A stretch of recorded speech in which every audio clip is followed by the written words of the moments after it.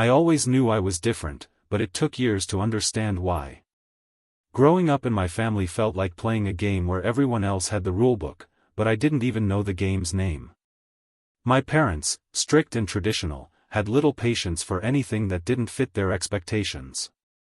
My older brother, Mark, was their golden child, an academic prodigy who brought home straight A's, glowing teacher reviews, and trophies from science fairs.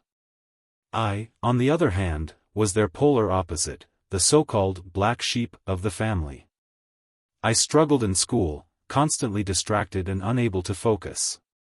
My notebooks were filled with half-finished doodles instead of completed assignments, and every parent-teacher conference was a dreaded event where my faults were paraded out like a public shaming. What no one realized back then, not my teachers, not my parents, and certainly not me, was that I had undiagnosed ADHD. All I knew was that I couldn't sit still, couldn't focus, and couldn't understand why Mark could excel effortlessly while I tripped over every academic hurdle.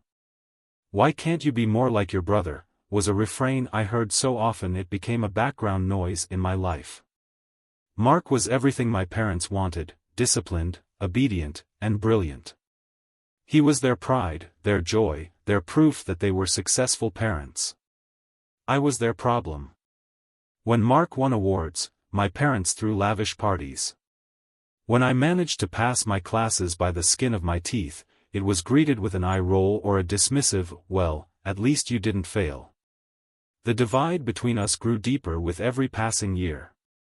Mark, being older, had no reason to resent me. He basked in the love and attention while I languished in its absence. It wasn't his fault, he wasn't the one drawing comparisons, but the unspoken competition my parents created poisoned any chance of a genuine sibling bond. I stopped trying to match him early on. What was the point? No matter how hard I tried, I was always going to be second best, if I even ranked that high. One of the most painful moments came during a family dinner when I was 13. I had spent weeks preparing for a school talent show, practicing a monologue I'd written myself. When I got home that night, clutching a small participation ribbon, I found Mark sitting at the dining table, proudly showing off a scholarship letter he'd received. My parents didn't even ask how my performance went. When I tried to tell them, my mother waved me off with a distracted, "That's nice, dear." "Mark, tell us more about this scholarship."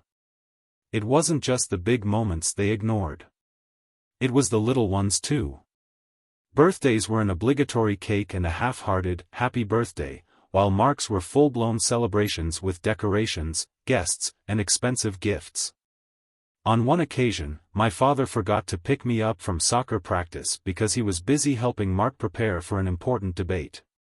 I waited for hours in the cold, watching as one by one, my teammates were picked up by their parents. When my father finally arrived, he didn't even apologize. "You're old enough to wait," he said curtly. By the time I graduated high school, the emotional distance between my parents and me felt like a chasm. I'd barely scraped by academically, but even that small victory was overshadowed by Mark's acceptance into an Ivy League university. My parents didn't attend my graduation ceremony, they were too busy helping Mark move into his dorm. That night, I sat alone in my room, staring at my diploma and wondering if it even mattered. When the time came for me to choose a college, I settled on an average state university, one I could afford with part-time work and scholarships. My parents' response was predictably underwhelming. "Why bother going if it's not a top school?" my mother asked. "You're just wasting money." It was during my first semester at university that I made the decision to move out. I couldn't stand the toxicity anymore. Living at home felt like a daily reminder of my inadequacy, and I needed to escape to figure out who I was outside of their expectations. I found a tiny studio apartment and took on a job at a local coffee shop to pay the bills. Balancing work, school, and my untreated ADHD was a monumental challenge, but for the first time in my life, I felt like I was living for myself. Being on my own was liberating and terrifying in equal measure. There were nights when I cried myself to sleep, overwhelmed by the weight of responsibility.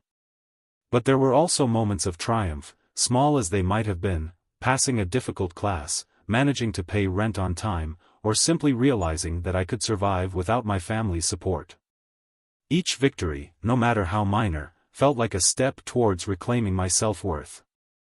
In the years that followed, I worked tirelessly to carve out a life for myself. I switched majors 3 times before discovering a passion for technology, and that's when things began to click. I threw myself into studying, often staying up all night to finish projects or learn new skills. It wasn't easy, far from it, but the challenges only made me more determined.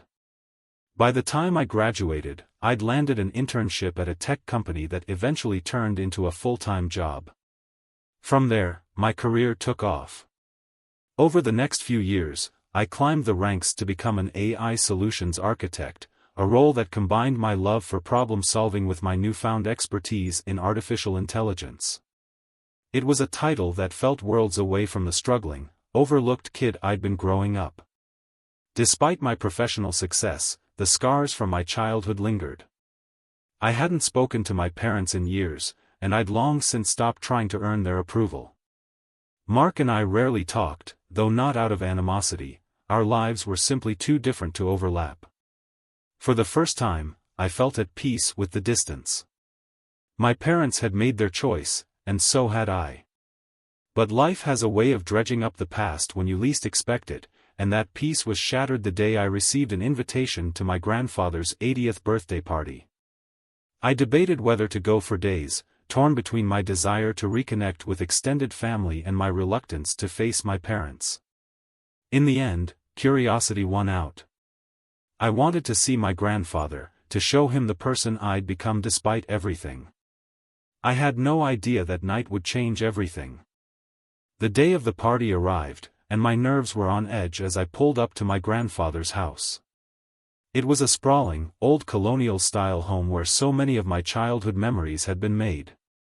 As I walked through the gates, the hum of laughter and clinking glasses reached my ears. The family had gathered in full force, and despite my trepidation, there was something oddly comforting about the familiarity of it all. My grandfather was seated at the head of a long table in the garden, his face lighting up when he saw me. "There's my hard-working grandchild," he exclaimed, his arms open wide for a hug. I smiled, grateful for his warmth. He had always been one of the few family members who made me feel seen, even if he didn't fully understand the dynamics between me and my parents. As the evening wore on, I tried to avoid my parents, sticking close to my grandfather and catching up with cousins. But it wasn't long before I felt the heavy gaze of my mother from across the room. Her expression was unreadable, but I knew better than to assume it was anything positive.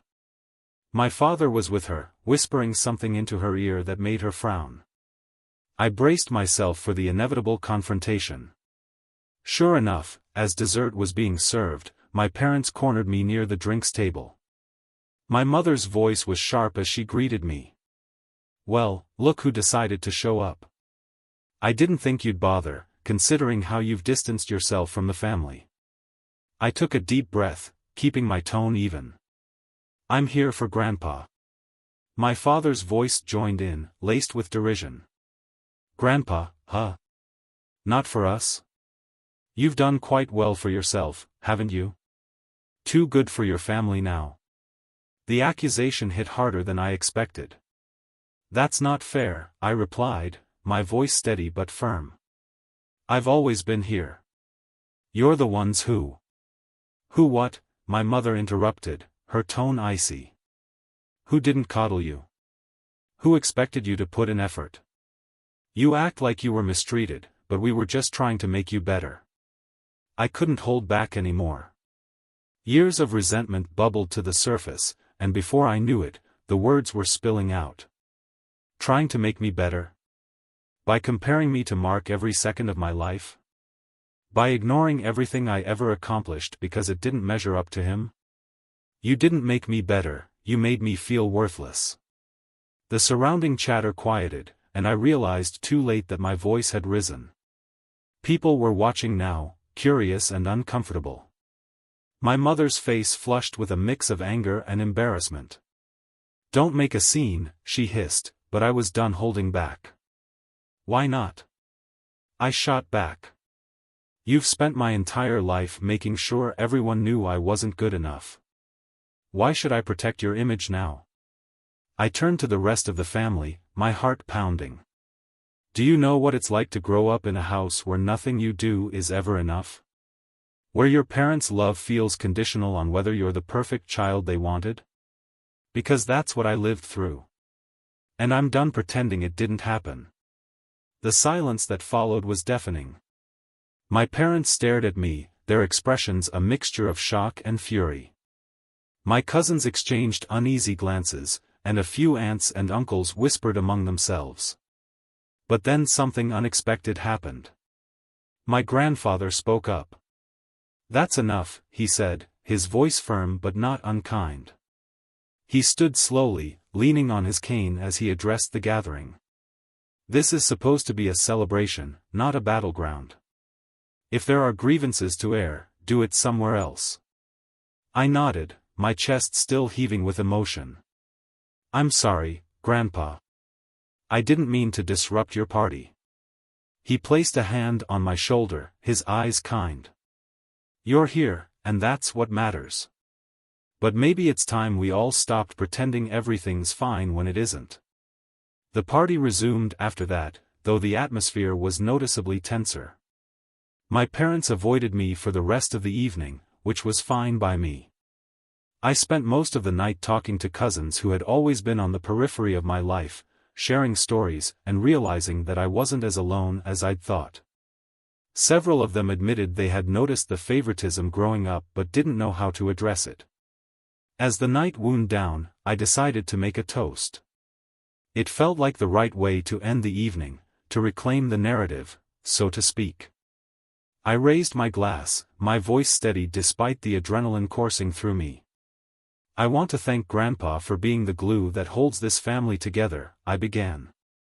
And I want to thank everyone who's shown me kindness over the years. It hasn't always been easy, but tonight reminded me that family is about more than just blood. It's about support, understanding, and love.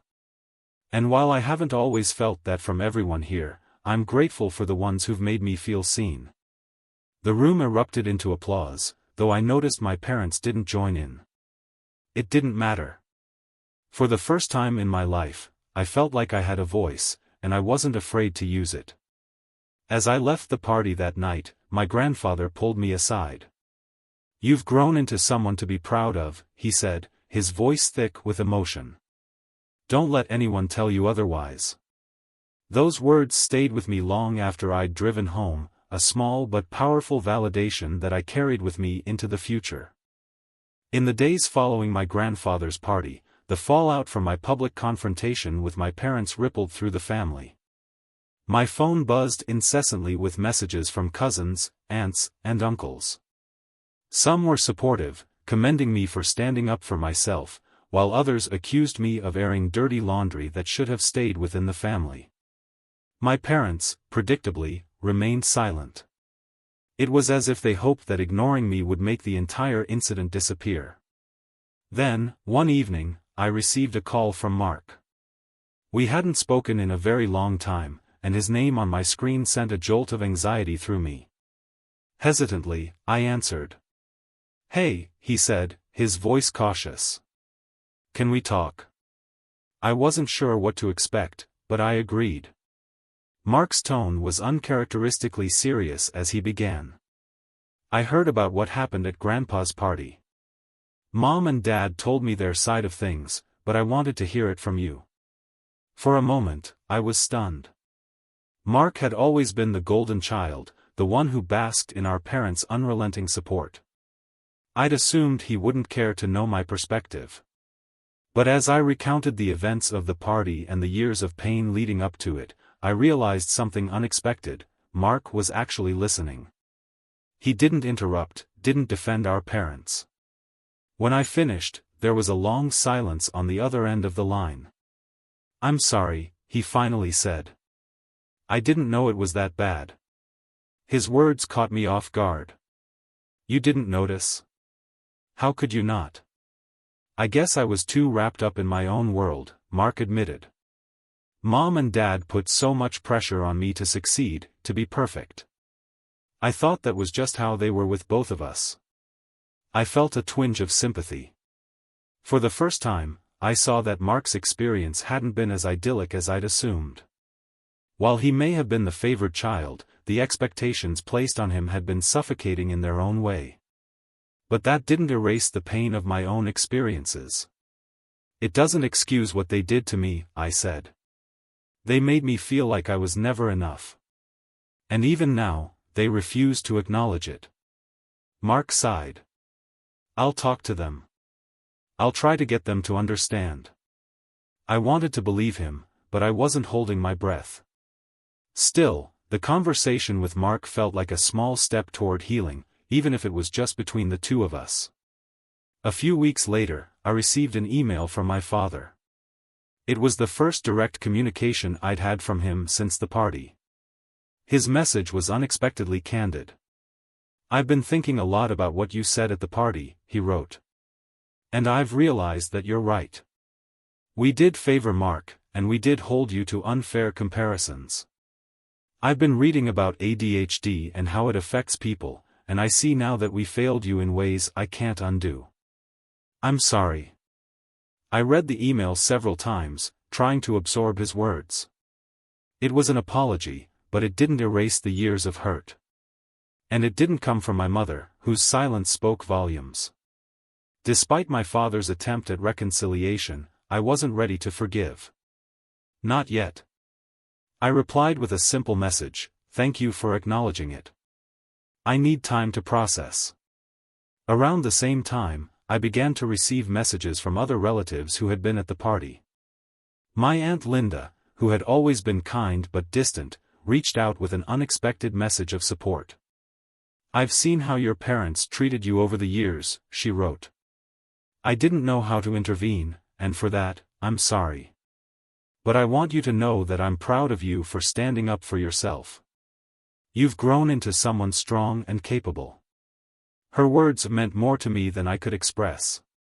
For so long, I'd felt isolated in my pain, convinced that no one else saw or cared about what I was going through.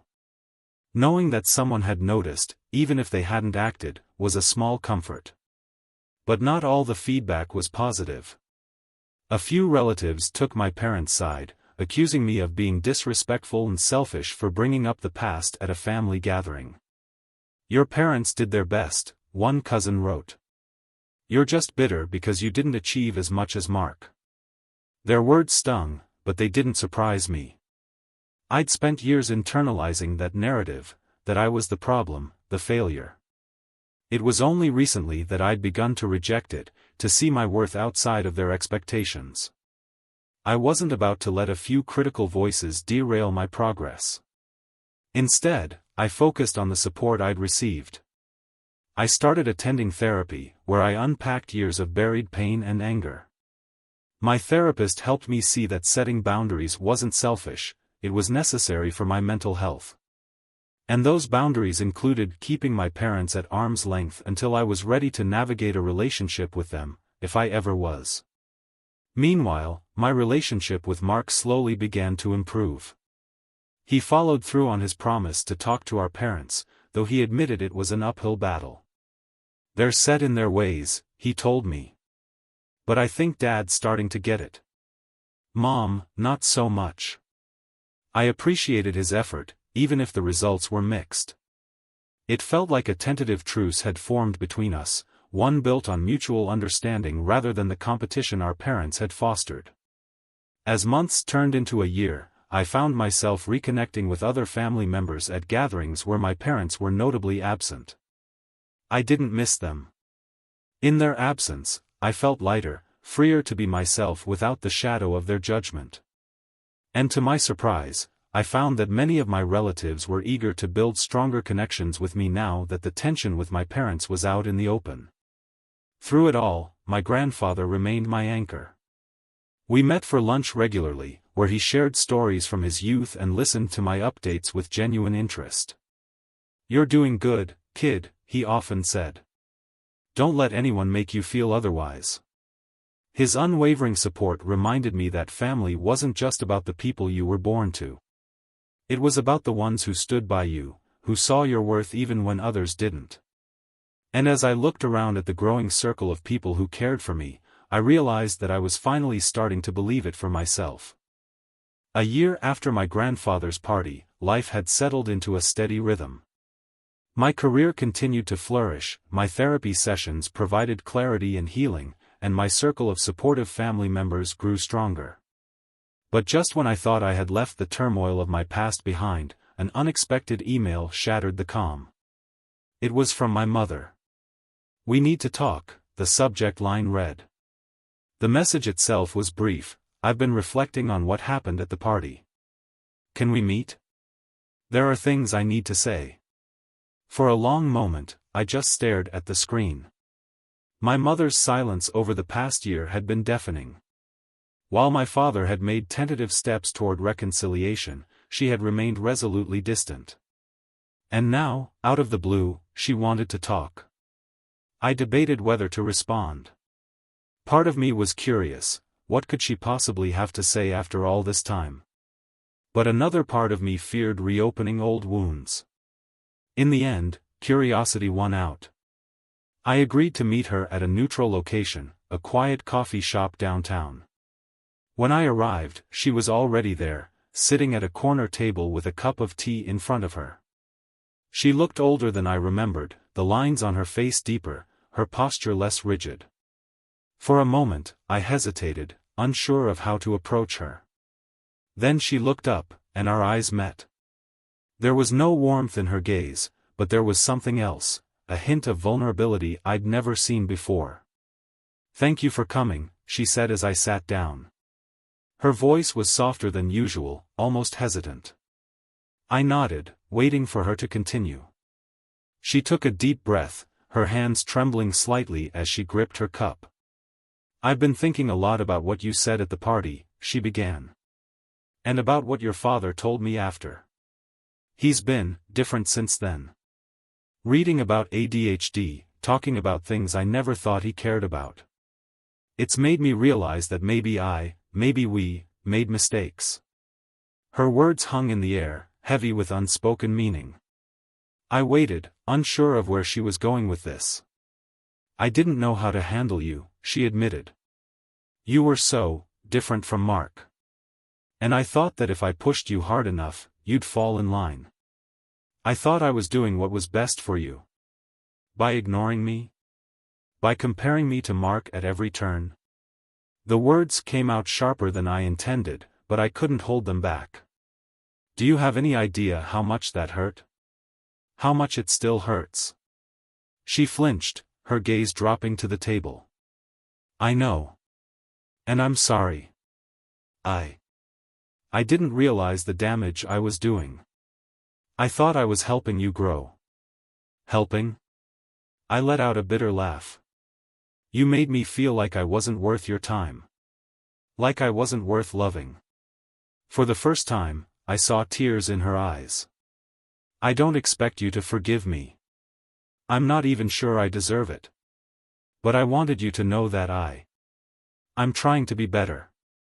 The anger that had been simmering inside me began to cool, replaced by a complicated mix of emotions: sadness, relief, and a lingering sense of betrayal.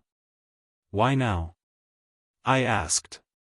"Why say this now, after all these years?" She hesitated, her hands tightening around her cup. "Because I see what I've lost. You've built a life for yourself, a good one, and I've missed so much of it. I don't want to miss any more." Her words were sincere, but they couldn't erase the years of pain. "I'm not sure I can just let it go," I said. "This isn't something you can fix with an apology." "I know," she said quietly. "But maybe we can start with this. With talking." We sat in silence for a while, the weight of the conversation settling over us. When we finally parted ways, I didn't feel the closure I had hoped for, but I did feel a small sense of progress. It wasn't forgiveness, but it was a beginning. Not long after that meeting, another unexpected development shook my world. My father called to tell me that Mark had been hospitalized after collapsing at work. The news hit me like a punch to the gut. Despite everything, Mark was still my brother, and the thought of losing him was unbearable. I rushed to the hospital, where I found my parents sitting in the waiting room, their faces pale and drawn. For the first time in years, we were united by something other than conflict, fear for Mark. The doctors said it was stress-related. Years of pushing himself too hard, of striving for perfection, had taken a toll on his body. As I sat by his bedside, watching him sleep, I couldn't help but think about how our parents' expectations had shaped both our lives in such damaging ways. Mark had carried the weight of their approval, while I had carried the weight of their rejection. Neither of us had escaped unscathed. When Mark woke up, he looked at me with a weak smile. "Didn't think you'd be here," he said. "Of course I'm here," I replied, my voice thick with emotion. "You're my brother." In that moment, something shifted between us. The walls that had been built by years of competition and resentment began to crumble. We talked for hours, sharing stories and memories, and for the first time, it felt like we were on the same side. Our parents, too, seemed changed by the experience. My father became more vocal in his support, asking questions about my work and showing genuine interest in my life. My mother remained guarded, but there were small signs of progress, a kind word here, a thoughtful gesture there. It wasn't perfect, but it was a start. As Mark recovered, our family began to rebuild itself, piece by fragile piece. There were still tensions, still unresolved issues, but there was also hope. And for the first time in a long time, I allowed myself to believe that things could get better. Mark's recovery marked the beginning of a fragile but hopeful chapter for our family. It wasn't an overnight transformation, healing rarely is, but it was progress. The hospital scare had shaken all of us, forcing us to confront the emotional fractures we'd long ignored. For me, it was a moment to reassess not only my relationship with my family but also with myself. As Mark regained his strength, we continued to grow closer. He'd always been a hard worker, a perfectionist, but now he seemed more willing to let go of the relentless pressure to succeed. During one of our many conversations, he admitted, "I used to think that if I wasn't perfect, I'd lose everything. But seeing you, you've shown me that success isn't about meeting someone else's expectations. It's about living a life you're proud of." Those words stayed with me. For so long, I'd defined my worth by how I'd been treated, first by my parents, then by society. Hearing Mark acknowledge my resilience reminded me that my value wasn't tied to their validation. It was something I'd built on my own. My relationship with my parents remained complicated. My father's efforts to connect with me were genuine, though often awkward. He'd ask questions about my work, his face lighting up with pride whenever I shared my accomplishments. It was strange, feeling his approval after so many years of seeking it in vain.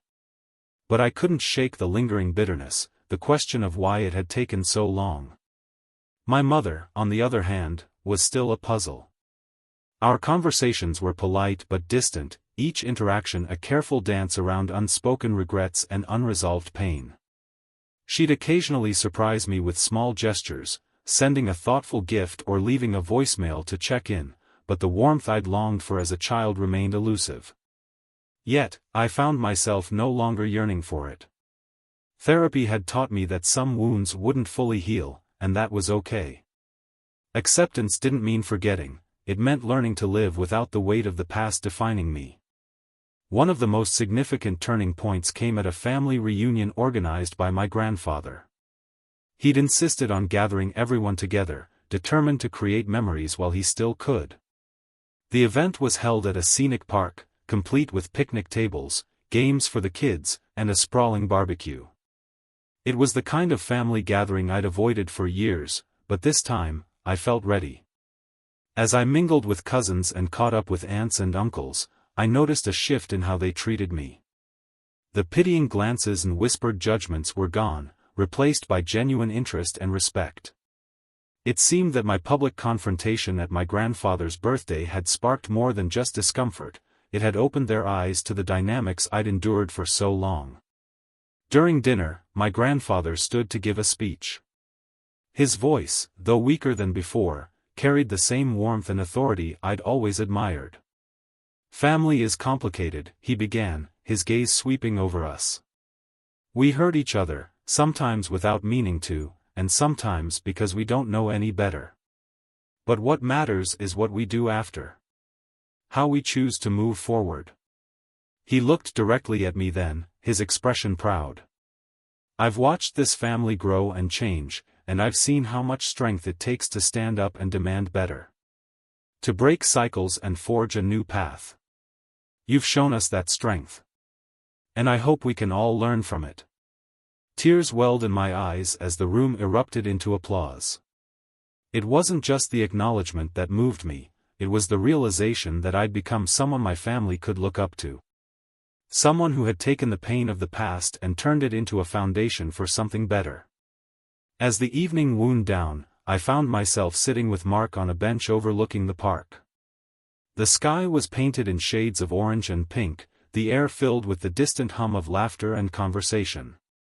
"You know," Mark said, breaking the comfortable silence, "I used to think you were running away from the family. But now I see you were just running towards something better. And maybe we can catch up to you someday." His words were a balm to old wounds, a promise that the bonds we were rebuilding could be stronger than ever before. I placed a hand on his shoulder, smiling. "We're getting there." As I drove home that night, I reflected on the journey that had brought me to this point.